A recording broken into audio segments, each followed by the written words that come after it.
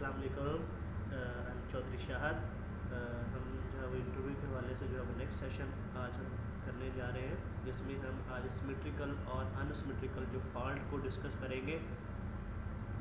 ये बहुत important topic है जिसमें आपको सिमेट्रिकल फॉल्ट, अनसिमेट्रिकल फॉल्ट की डेफिनेशन और इसमें काफ़ी ज़्यादा कॉन्सेप्चुअल क्वेश्चन भी है, तो आपने इसको ज़रा अच्छे तरीके से करके जाना है। ये जितने भी इंटरव्यू होंगे, चाहे वो डिस्कोर्स का हो या किसी भी प्राइवेट ऑर्गेनाइजेशन का हो या एटॉमिक एनर्जी का हो, तो इन फॉल्ट्स के बारे में जो है वो क्वेश्चन होता है। और एक जनरल क्वेश्चन आमतौर पे होता है, वो यहाँ पे बुक पे कवर नहीं होगा, लेकिन वो कंसेप्चुअल क्वेश्चन है कि which fault is dangerous, symmetrical, either symmetrical और अनसिमेट्रिकल फॉल्ट। तो आपने याद रखना है जो सिमेट्रिकल फॉल्ट होता है ये ज़्यादा डेंजरस होता है, क्योंकि इसमें जो आपका फॉल्ट करंट होता है वो बहुत ज़्यादा होता है, हैवी होता है, क्योंकि इसमें जब वो तीनों फेज पे फॉल्ट होता है। तो इसलिए आपने याद रखना है कि जो ज़्यादा डेंजरस फॉल्ट है वो सिमेट्रिकल फॉल्ट है। दूसरा क्वेश्चन इसमें होता है कि मोस्ट जो है वो रेगुलरली या ज़्यादा कौन सा फॉल्ट आपके सिस्टम में अकर करता है, तो वो आपका अनसिमेट्रिकल फॉल्ट है, जो कि सिस्टम में बहुत ज़्यादा अकर करता है, मतलब जिसकी ज़्यादा फ्रीक्वेंसी होती है अकर करने की। ज़्यादा सिस्टम में होता फॉल्ट कौन सा है, अनसिमेट्रिकल, और डेंजरस फॉल्ट कौन सा होता है, वो सिमेट्रिकल फॉल्ट डेंजरस होता है। सबसे पहले सिमेट्रिकल फॉल्ट की डेफिनेशन है, that fault on power system which give rise two symmetrical fault current, equal fault current in the line and with 120 degree displacement is called symmetrical fault current. उसके बाद percentage reactors की definition आपको पता होनी चाहिए। It is a percentage of total phase voltage drop in the circuit when full load current is flowing, तो इसको हम परसेंटेज रिएक्टर्स बोलते हैं। ये बहुत इंपॉर्टेंट डेफिनेशन है, ये भी अक्सर पूछ लेते हैं इंटरव्यू में। उसके बाद बेस केवीए की डेफिनेशन है, the various equipment use in power system have different kVA rating, therefore it is necessary to find the percentage reactors of all element on common kVA rating. This common kVA rating is known as base kVA. तो ये base kVA की definition आपको पता होनी चाहिए। उसके बाद short circuit kVA की डेफिनेशन है, ये बहुत इंपॉर्टेंट है। The product of normal system voltage and short circuit current at the point of fault expressed in kVA is known as short circuit kVA. तो ये डेफिनेशन इंपॉर्टेंट थी। उसके बाद reactor control of short circuit current, ये मैं इसकी आपको general theory आपको बता देता हूँ कि हम आपको पता है कि जो इंडक्टिव लोड है वो चेंज ऑफ करंट को अपोज करता है, और कैपेसिटर आपका चेंज ऑफ वोल्टेज को अपोज करता है। जहाँ पे हमने वोल्टेज को कंट्रोल करना हो तो वहाँ पे हम जो है वो कैपेसिटर यूज़ करेंगे, जहाँ पे हमें करंट को अपोज करना हो या कंट्रोल करना हो तो वहाँ पे हम इंडक्टर यूज़ करेंगे। तो ये इंटरव्यू में क्वेश्चन इस तरह पूछा जाता है कि मतलब एक इज़ इट हेल्पफुल, या इस तरह का क्वेश्चन होता है कि is it helpful to use series reactor in the system, कि हम अगर जो सीरीज़ रिएक्टर सिस्टम में यूज़ करते हैं ये हमारे लिए फ़ायदेमंद होते हैं। तो हम इसका आंसर इस तरह करते हैं, जी हाँ। जो मतलब एक सीरीज़ में हम यूज़ करते हैं, रिएक्टर यूज़ करते हैं या इंडक्टर यूज़ करते हैं, उसको सीरीज़ रिएक्टर बोलते हैं। वो क्या करते हैं कि आपको पता है कि जो इंडक्टर होता है वो चेंज ऑफ करंट को अपोज करता है, चेंज ऑफ वोल्टेज को अपोज नहीं करता। तो जैसे ही जो सीरीज़ रिएक्टर होते हैं वो इस तरह डिज़ाइन होते हैं कि जो आपका रेटेड करंट है उसको वो अपोज नहीं करते, उस पर जो उसके लॉसेस होते हैं या उसमें उसका जो वोल्टेज ड्रॉप होता है वो बहुत कम होता है। लेकिन जैसे ही आपका जो करंट होता है वो एक ख़ास लिमिट से ज़्यादा होता है, तो वो जो इंडक्टर है उसकी एक्सएल इतनी ज़्यादा हो जाती है कि वो उसको मिनिमाइज़ कर देता है। मतलब अगर आपका जो शॉर्ट सर्किट करंट आपका 50 के ए था, किलो एम्पेयर था, तो वो उसको डिक्रीज़ करके 40 किलो एम्पेयर पे ले आएगा। 10 किलो एम्पेयर वो अपने ऊपर जो है वो ड्रॉप करवा लेगा। तो ये इस तरह जो हमारे ये शॉर्ट सर्किट करंट को जो सीरीज़ रिएक्टर होते हैं ये कंट्रोल करते हैं। अच्छा, इस जो है वो फॉल्ट करंट को कंट्रोल करने का फ़ायदा क्या होता है हमारे सिस्टम में।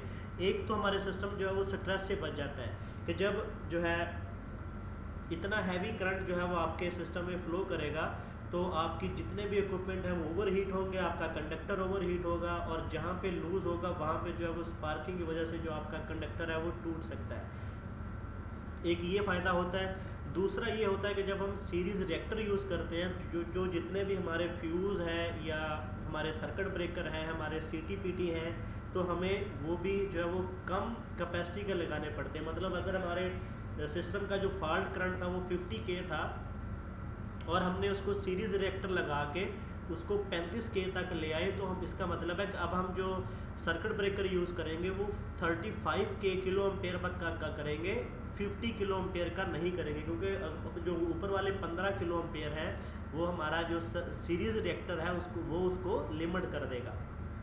तो इससे क्या होता है कि जो हमारा स्विच गियर है उसकी जो कॉस्ट होती है वो भी लिमिट हो जाती है।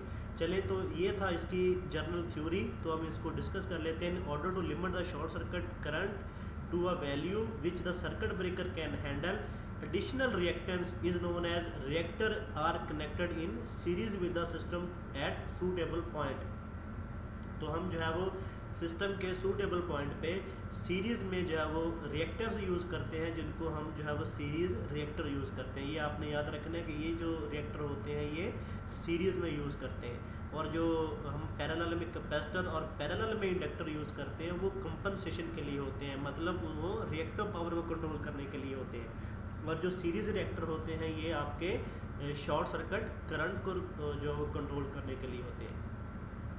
उसके बाद है इसके एडवांटेज क्या है कि reactor limit the flow of short circuit current, thus protect the equipment from over heating as well as from failure due to destructive mechanical force, troubles are localised or isolated at the point where they originate without communicating their disturbing effect to other part of the power system, the increase the chance of continuity of supply।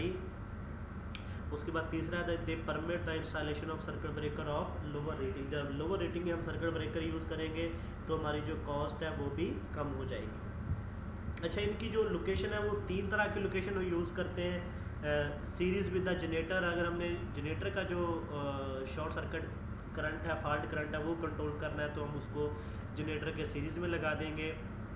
अगर हमने feeder का जो है वो short circuit current limit करना है तो उसको सीरीज़ विद द फीडर लगा देंगे। और अगर हम जो इसकी मोस्ट सूटेबल लोकेशन है जिसमें हमारा फीडर और जनरेटर दोनों का जो फॉल्ट करंट है वो कंट्रोल होता है, वो हमारी बस बार की लोकेशन है। तो हम आम तौर पे जो ये यूज़ करते हैं रिएक्टर, उनको ये सीरीज़ विद द बस बार, ये बस बार में हम जो है इनको सीरीज़ रिएक्टर को यूज़ करते हैं।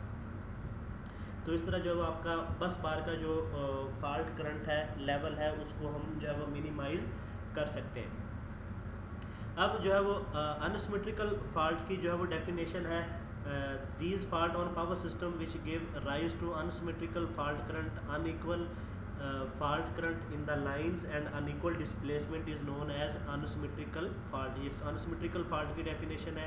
उसके बाद ये 3 तरह के होते हैं, single line to ground fault, line to line fault, double line to ground fault. उसके बाद the solution of unsymmetrical problem, ये पता होना चाहिए आपको। ये 2 मेथड हैं इसके, एक किरचॉफ लॉ है और दूसरा सिमेट्रिकल कंपोनेंट मेथड है। ये भी पूछ लेते हैं कि वो कि आपके अनसिमेट्रिकल फॉल्ट करंट को सॉल्व करने के लिए कौन कौन से मेथड यूज़ होते हैं। उसके बाद ये आपका क्वेश्चन बहुत इंपॉर्टेंट है, what is positive sequence component, what is negative sequence component and what is zero sequence component। तो ये तीनों डेफिनेशन आपको पता होनी चाहिए। A balance system of 3 phase current having positive or normal phase sequence is called positive sequence component. A balance system of 3 phase current having opposite or negative phase sequence is called negative phase sequence component. A system of 3 current equal in magnitude and zero phase displacement, these are called zero sequence component। तो ये तीनों की जो है वो definition है, और ये नीचे जो है वो डायग्राम में जो है मेंशन है। ये फर्स्ट वाली ये पॉजिटिव, ये अक्सर वो ड्रॉ भी करवा लेते हैं, तो ये आपने जो है वो तीनों डायग्राम आपको ज़बानी ड्रॉ करनी भी आनी चाहिए।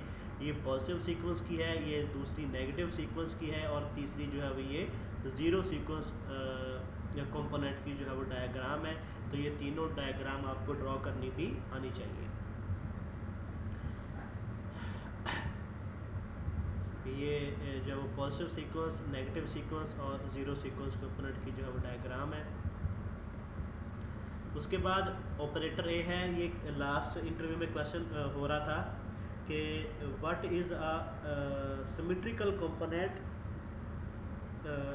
इसमें ये क्वेश्चन था कि अनसिमेट्रिकल फॉल्ट में जो सिमेट्रिकल कंपोनेंट होता है उसको कैसे डिस्क्राइब किया जाता है। तो इसका ये आंसर ऑपरेटर अल्फा यूज़ किया जाता है। As the symmetrical component theory involves the concept of 120 degree displacement in the positive sequence set and negative sequence set, therefore it is desirable to evolve some operator which should cause 120 degree rotation. तो operator alpha is the one which when multiplied to a vector rotate the vector through 120 degree the anti-clockwise direction। तो ये operator alpha use होता है symmetrical component को define करने के लिए इन unsymmetrical fault.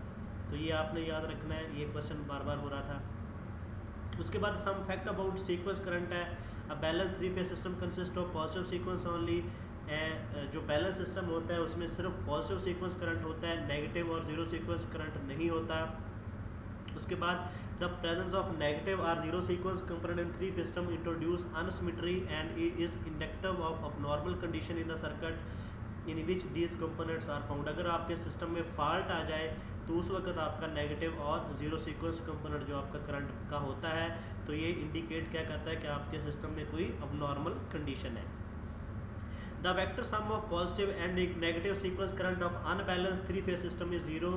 The resultant solely जो करंट होता है वो 3 phase sequence 3 zero sequence current होता है। ये vector sum of all sequence current in 3 phase system जो होता है उसको हम जो है वो जीरो सीक्वेंस करंट बोलते हैं। इन 3 phase 4 wire unbalance system the magnitude of zero sequence component is 1/3 of the current in non neutral wire होती है। उसके बाद ये बहुत इंपॉर्टेंट एक डेफिनेशन है, delta connected load provide no path to neutral and the line current flowing to delta connected load can contain no zero sequence component. ये याद रखना आपने कि डेल्टा कनेक्टेड लोड में जो है वो जीरो सीक्वेंस जो कंपोनेंट होता है वो नहीं होता। इन 3 phase unbalance system the magnitude of negative sequence component can not exceed at that the positive sequence component.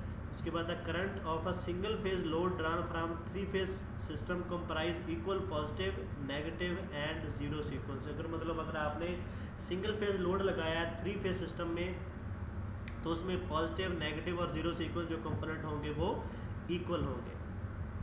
उसके बाद ये डेफिनेशन भी इम्पोर्टेंट है, positive sequence impedance, negative sequence impedance और जीरो सीक्वेंस इम्पीडेंस। इसमें इनकी डेफिनेशन आपको पता होनी चाहिए।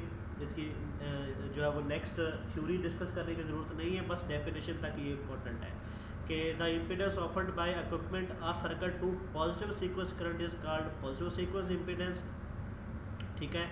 उसके बाद the impedance offered by any circuit or equipment to negative and zero sequence current is called negative sequence impedance and zero sequence impedance. तो ये तीनों डेफिनेशन आपको पता होनी चाहिए कि जो इम्पीडेंस ऑफर होती है आपकी पॉजिटिव सीक्वेंस करंट को उसको आप पॉजिटिव सीक्वेंस इम्पीडेंस बोलते हैं, जो नेगेटिव सीक्वेंस करंट को इम्पीडेंस ऑफर होती है उसको नेगेटिव सीक्वेंस इम्पीडेंस बोलते हैं, जो जीरो सीक्वेंस करंट को इम्पीडेंस ऑफर होती है उसको हम जीरो सीक्वेंस इम्पीडेंस बोलते हैं। तो ये जो तीनों हैं ये आपको डेफिनेशन भी आनी चाहिए और जो कंपोनेंट है ये ड्रॉ करने भी आने चाहिए। तो जो पॉजिटिव सीक्वेंस इम्पीडेंस होता है वो रेड येलो ब्लू होता है, नेगेटिव जो होता है वो रेड ब्लू येलो होता है, ये क्लॉकवाइज डायरेक्शन में, और जो जीरो सीक्वेंस कंपोनेंट होता है वो सिंपल होता है। उसके बाद ये positive sequence network, negative sequence network, ये जीरो सीक्वेंस नेटवर्क, ये भी आपको डेफिनेशन के हवाले से बहुत इंपॉर्टेंट है कि positive sequence network of given power system show all path of the flow of positive sequence current. जो negative sequence network for given power system show all path for flow of negative sequence current in the system. और जो zero sequence network होता है for given power system show all path for a flow of zero sequence current. के जो network आपका positive sequence current को जो show करे, पाथ को शो करे, वो पॉजिटिव सीक्वेंस नेटवर्क होता है। जो नेगेटिव सीक्वेंस करंट को शो करे वो नेगेटिव सीक्वेंस नेटवर्क होता है, और जो ज़ीरो सीक्वेंस करंट को पाथ को शो करे वो ज़ीरो सीक्वेंस नेटवर्क होता है आपका। तो ये था हमारा लेक्चर सिमेट्रिकल और अनसिमेट्रिकल फॉल्ट के हवाले से। अगर आपको वीडियो अच्छी लगी हो तो वीडियो को लाइक करें, शेयर करें और चैनल को सब्सक्राइब कर लें। और हमने इसी हवाले से जो है एक व्हाट्सएप ग्रुप बनाया है डिस्कशन के लिए। अगर आपको कोई क्यूरी हो तो आप वहाँ पे क्वेश्चन करेंगे तो हम वहाँ पे आंसर करेंगे आपके क्वेश्चन का। तो आप जो है वो व्हाट्सएप ग्रुप भी ज्वाइन कर लें, उसका जो लिंक है वो डिस्क्रिप्शन में दिया गया है। ओके जी, अल्लाह हाफिज़।